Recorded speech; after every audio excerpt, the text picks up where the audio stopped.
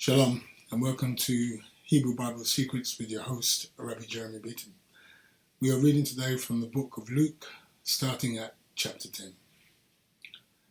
Luke, chapter 10, verse 1. 1.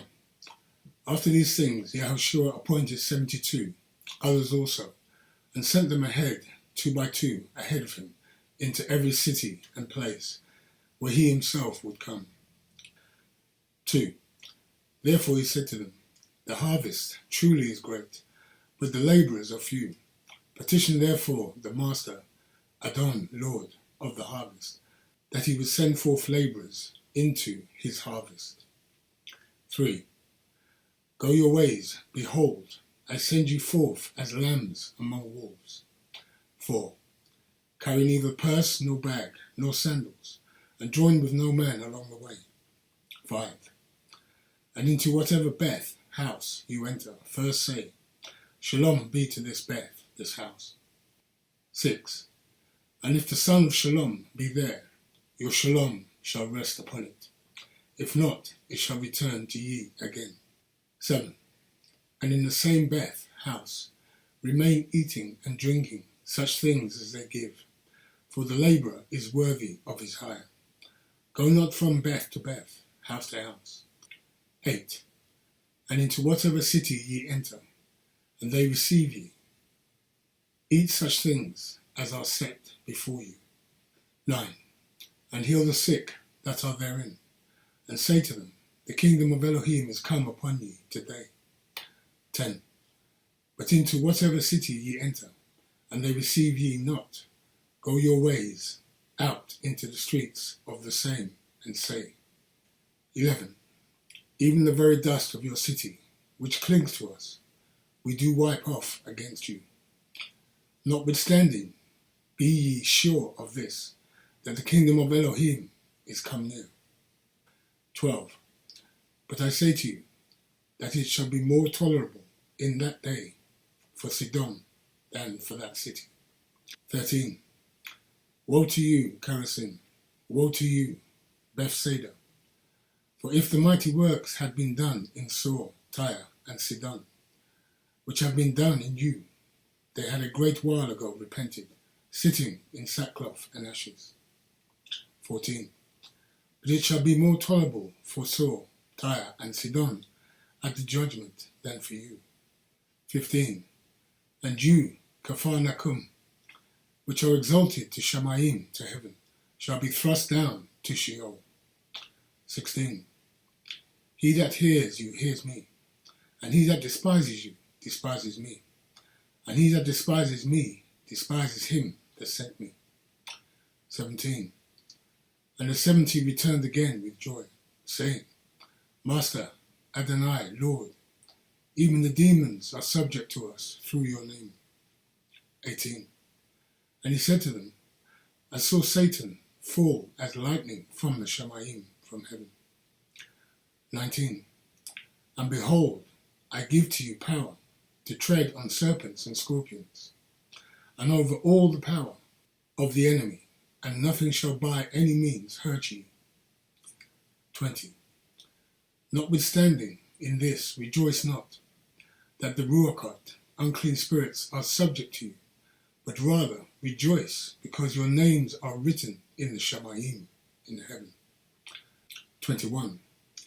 In that hour Yahushua rejoiced in Ruach spirit, and said, I thank you, O Av, Master of the Shamayim, the heaven and earth, that you have hid these things from the wise and prudent, and have revealed them to little children. Even so, Av, Father, for it seemed good in your sight. 22. All things are given to me from the Av, and no man knows who the Son is, but the Av, and who the Av is, but the Son, and he to whom the Son will reveal him. 23. And he turned him to his disciples and said privately, Blessed are the eyes which see the things that you see. 24. For I tell you that many prophets and kings have desired to see those things which you see, and have not seen them, and to hear those things which you hear, and have not heard them. 25. And behold, a certain expert in the Torah stood up and tested him, saying, Rabbi, what shall I do to inherit eternal life? 26. He said to him, what is written in the Torah, and how do you understand it? 27. And he answered, saying, you shall love Yahweh your power with all your heart, and with all your soul, and with all your strength, and with all your mind, and your neighbour as yourself. 28. And he said to him, you have answered right. Do this, and you shall have life. 29. But he, willing to justify himself, said to Yahushua, and who is my neighbour? 30. And Yahushua answering said, a certain man went down from Jerusalem to Jericho, and fell among thieves, which stripped him of his clothes, and wounded him, and departed, leaving him half dead. 31. And by chance there came down a certain Kohanim priest that way, and when he saw him, he crossed on the other side. 32. And likewise a Levite, when he was at the place, came and looked on him, and crossed on the other side. 33. But a certain Samaritan, as he journeyed, came where he was, and when he saw him, he had compassion on him. 34. And went to him, and nursed his wounds, pouring in oil and wine, and set him on his own animal, and brought him to an inn, and took care of him. 35. And on the next day, before he departed, he took out 2 silver coins, and gave them to the innkeeper, and said to him, take care of him, and whatever you spend more, when I return again, I will repay you. 36. Which of these 3 do you think was neighbour to him that fell among the thieves? 37. And he said, he that showed loving kindness on him. Then said Yahushua to him, go, and you do likewise. 38. Now it came to pass, as they went, that he entered into a certain village, and a certain woman named Martha received him into her bed, her house. 39. And she had a sister called Miriam, which also sat at Yahshua's feet, and heard his word. 40. But Martha was distracted about much serving, and came to him, and said, Master, Adonai, Lord, do you not care that my sister hath left me to serve alone? Ask her, therefore, that she help me. 41. And Yahshua answered and said to her, Martha, Martha, you are worried and troubled about many things. 42. But one thing is needful, and Miriam has chosen a good part, which shall not be taken away from her. Okay, so that now ends Luke chapter 10. So if we go back and have a look at some of the footnotes in Luke chapter 10. So the first footnote we have is in verse 1. After these things, Yahushua appointed 72, others also. So let's have a look at the 72. So we have some variant manuscripts say 70. Okay, so let's go to the next footnote, which is a continuation. Others also, and sent them ahead, 2 by 2, ahead of him, into every city and place where he himself would come. Okay, so let's have a look at this, where he himself would come. So note, sent 2 by 2 into each city and not to each door. Okay, so 2 by 2 into each city. Okay, so let's go to the next footnote, which is in verse 8. And into whatever city ye enter, and they receive ye, eat such things as are set before you. Okay, so let's have a look at this, set before you. So we have here, this does not mean if pork is set before you that you would eat it. The food they would eat had to be common kosher available from the Jewish stores. This would be common types of food that were counted clean, such as chicken, lamb and beef. Pork is not kosher and is unclean, and so were certain types of seafood, such as crab, lobster. Our diet sheet is in Leviticus chapter 11. Science is a little late in telling us in 2009 that bacon and pork sandwiches cause cancer, because we were told in the Torah not to eat pork 3,500 years ago. Who knew better, today's science or God? Okay, so, unclean foods are still off the menu for those of us who return back to the Torah or who are keeping the commandments. Okay, so let's go to the next footnote, which is in verse 15. And you, Kafar Nakum, which are exalted to Shamayim, to heaven, shall be thrust down to Sheol. Okay, let's have a look at this, to Sheol. So we have here, see footnote in Luke 16:20. So Luke 16:20, well, I'll read to 21, and it says, and there was a certain beggar named Eliezer, Lazarus, which was laid at his gate, full of sores. 21. And desiring to be fed with the crumbs which fell from the rich man's table. Moreover, the dogs came and licked his sores. Okay, so we have a footnote here for sores. So let's have a look at this. So, in the analogy, the beggar is Judah, who is treated with shame and contempt all over the world. The world does not like the Hebrew people and killed them wherever they could find them, while Yahweh has them in his hands. We find the world mostly ending up in the wicked sections of Sheol, like the rich man, while Judah is in Abraham's bosom. Okay, so it's just a reference there for Sheol, okay? As it says, the wicked sections of Sheol, like the rich man, while Judah is in Abraham's bosom. So those obviously who are keeping the commandments are in Abraham's bosom. Those who are not will be going to Sheol. Okay, so let's go to the next footnote, which is in verse 19. Behold, I give to you power to tread on serpents and scorpions, and over all the power of the enemy. Okay, so let's have a look at this. Serpents and scorpions. Okay, so let's read this. So this is future prophecy of the radical Islamist groups coming upon the face of the earth, mentioned as serpents and scorpions. The Torah observant believers will not be succumbed by them. See footnote Revelation 9:3 and Revelation 9:18.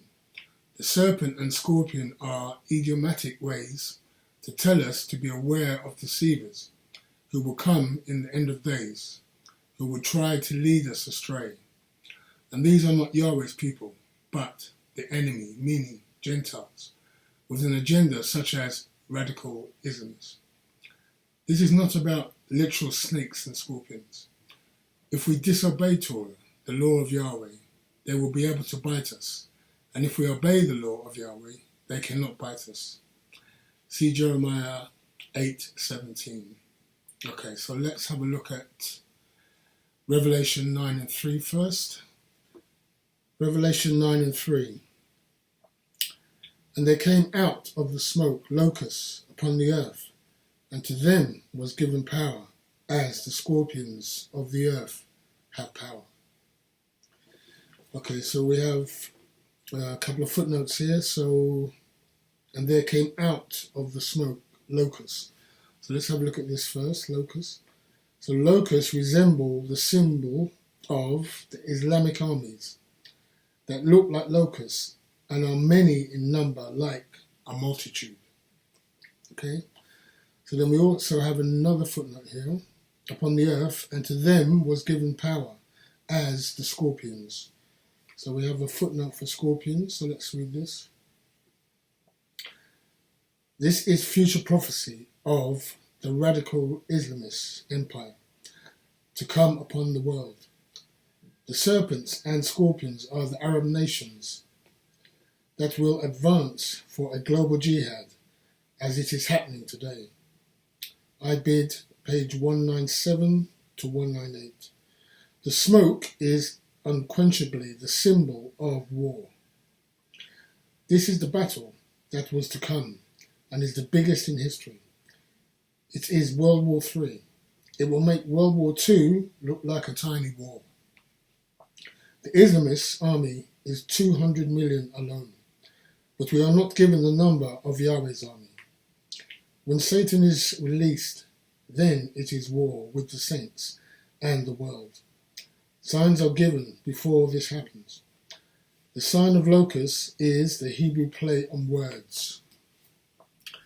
Arabeh, meaning locusts, and the character of the Arabs is that the locusts, i.e. desert roaming creatures. So the word for Arab is used in this verse and is the Hebrew word Arabi for the Arabians. This is a play on words to mean the Arabs. Arba, on the other hand, in Hebrew also means the number 4. So here, the only thing that can correspond to that number is the geographic nature of the beast, such as in Revelation 13 and 2. Thus, the end-time beast is a geo-composite of the leopard, the Grecian, the bear, the Medo-Persian, the lion, the Babylonian, and of course the eastern leg of the Roman Empire. Arba also signifies the global influence of the end-time beast, covering the 4 corners of the globe. For further understanding, read the book World War III, Unmasking the End-Time Beast by Rabbi Simon Altaf from www.forever-israel.com. Okay, so let's go to Revelation 18. Well, actually, I'm going to start at Revelation 16. And 16 reads, "And the multitude of the army of the horsemen were 200 million, and I heard the multitude of them." Okay, so we have a footnote for multitude, so let's read that. So it is better translated multitude and not number. Okay. So 17 reads, "And thus I saw the horses in the vision, and them that sat on them, having breastplates of fire, and of hyacinth, and brimstone, and the heads of the horses were as the heads of lions, and out of their mouths issued fire and smoke and brimstone." Okay, so we have a footnote for brimstone, and it reads, "This is a description of tanks." Okay, and 18 reads, "By these 3 was the third part of men killed, by the fire, and by the smoke, and by the brimstone, which issued out of their mouths." Okay, so that basically sums up Revelation 9:18. Okay, so we're definitely talking about war there. So let's read Jeremiah 8 and 17 quickly. "For behold, I will send an army against you like poisonous snakes, which will not be charmed away, and they shall bite you, says Yahweh." Okay, so we have a footnote for poisonous snakes, so let's have a look at that. So it says here, the verses in 16 and 17 are connected, because Israel did not obey the Torah of Yahweh. Yahweh uses the term Dan, which is not so much talking about the tribe of Dan, but the Hebrew wordplay for judgment. The judgment comes out of the north.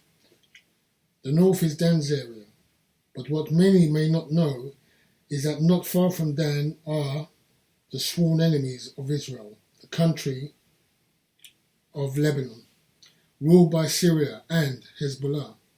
There is also Damascus, which is marked for a future complete nuclear destruction. Yahweh is telling us he is sending them into Israel for an invasion.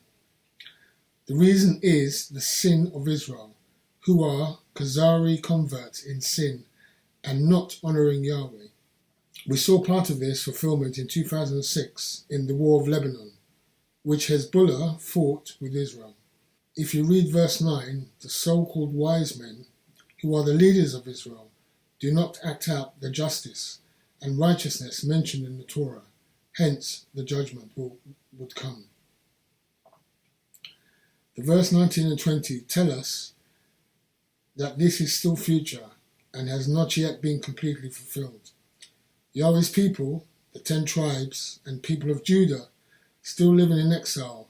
This shows this will happen before the return of the 12 tribes who are still out.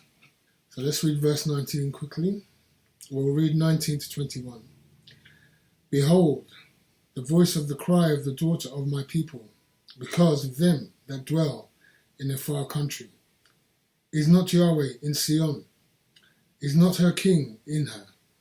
Why have they provoked me to anger with their graven images and with strange vanities? 20. The harvest is past, the summer is ended, and we are not rescued. 21. For the affliction of the daughter of my people am I afflicted. I am black. Astonishment has taken hold of me. Okay, so let's have a look and see if we've got any footnotes here. So we have a footnote in verse 21. For the affliction of the daughter of my people, I am afflicted. I am black. So let's have a look at this. I am black. Israel is of black skin color. Many blacks in Europe, Americas, and the East belong to Israel. Okay? So Israel, the true Israel, are a people of color. Okay? So that's Jeremiah 8:17, and we've read also 19, 20, and 21. Okay? So let's go to the next footnote, which is in verse 28. And he said to him, you have answered right. Do this, and you shall have life. Okay, so we have here, see Luke 8:12. Luke 8:12. Let's have a look at Luke 8:12. And it reads, those by the wayside are they that hear. Then comes the devil and took away the word out of their hearts, lest they should believe and be rescued. Okay, so we have a footnote here for believe and be rescued. So we have here, the Torah has the words of life, contrary to popular church faith, that the Torah only reveals sin. If you tell a lie long enough, people will believe it. The Torah also gives life. See Deuteronomy 30:19. Those who have the Torah have favor. Those who do not receive the Torah are only being deceived. Therefore, to practice Torah is life, and to abandon it is death. Again, Deuteronomy 30:19. Decide carefully. By ignorantly rejecting the Torah of Moses, you also reject Yahweh. Okay? So let's quickly have a look at Deuteronomy 30:19.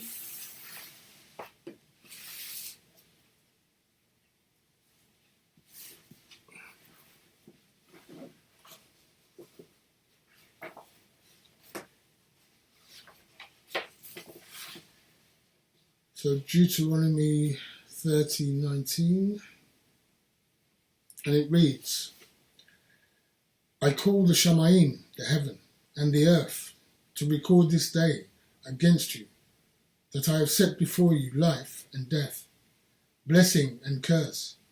Therefore choose life, that both you and your seed may live. Okay, so we have a footnote here for I call the Shamayim, I call the heaven. So it reads, idiomatic expression for Upper Jerusalem and Lower Jerusalem. The most holy place in the Hekel as witness against the people of Yahweh. Okay? So we have another footnote. That I have set before you life. Okay, let's have a look at this.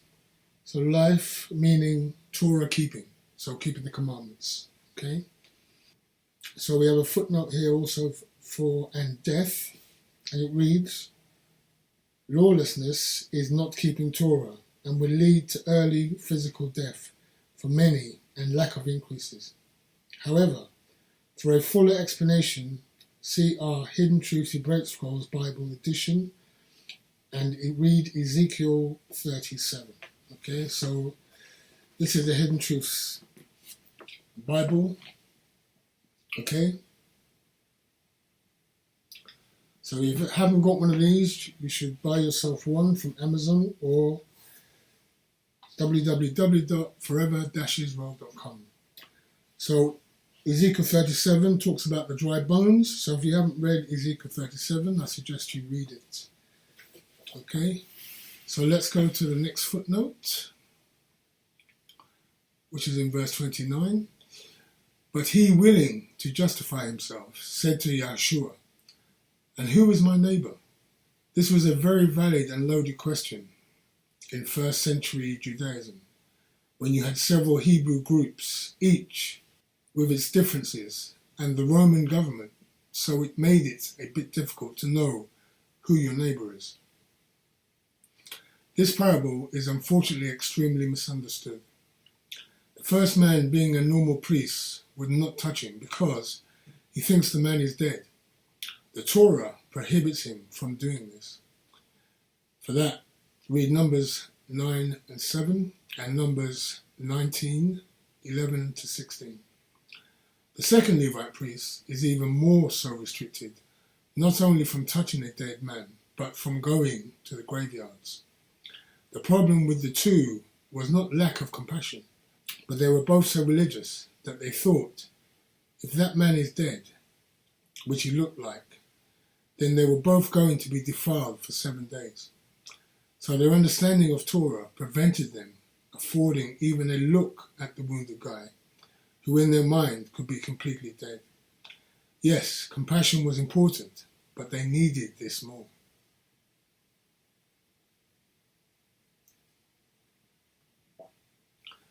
The third man that comes along is the Good Samaritan. He was hated by the Yehudim because of past differences. He, in their minds, worshipped wrong. He was half Yisraeli and half pagan. He is the epitome of many in our society, yet this is the man that has the compassion to go and help the man who was wounded.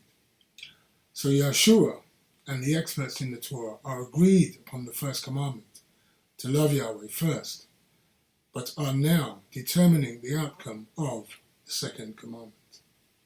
Who is your neighbor? To the experts in the Torah, or to the Hebrew religious people, anyone who was not Hebrew could not fit that category.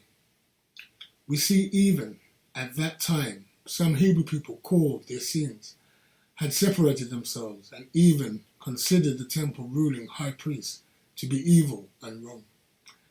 They would not even consider him their neighbor.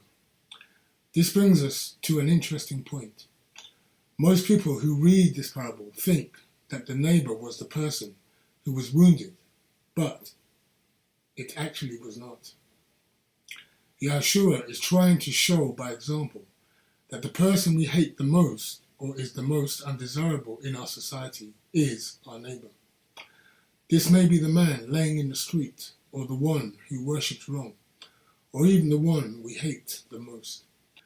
The most undesirable persons in this story are not the priest, not the wounded man, but the Samaritan. So it is he who is our neighbor. So let us show love to those who are the most unwanted in our society. That is the lesson Yahushua taught. Okay, so let's have a look quickly at Numbers 9 and 7. And then we'll have a look at Numbers 19, 11 to 16. Okay, so Numbers 9 and 7.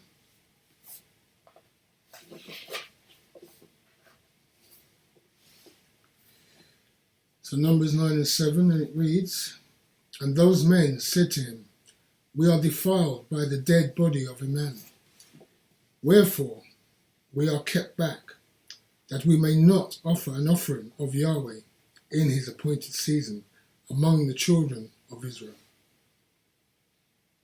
Okay, so that's telling you there, obviously, if you were defiled, you could not go up to the temple to offer your sacrifices. Okay, let's go and have a look at Numbers 19, 11 and 16. Okay.